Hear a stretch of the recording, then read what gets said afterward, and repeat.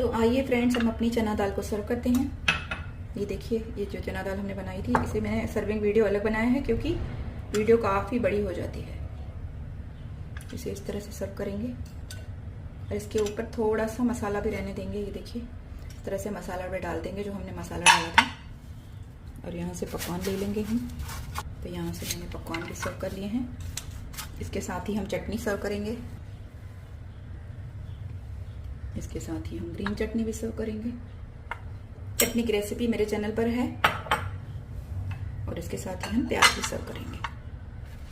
तो दोस्तों, सर्व हो चुके हैं हमारे गर्मा गर्म दाल पकवान। इसी तरह से बनाइए आप भी।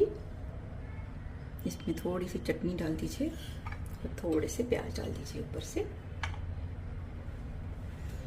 तो तैयार हैं खाने के लिए हमारे गर्मा गर्म दाल पकवान। तो दोस्तों, रेसिपी पसंद आए तो प्लीज़ लाइक करिए, चैनल को सब्सक्राइब करते रहिए।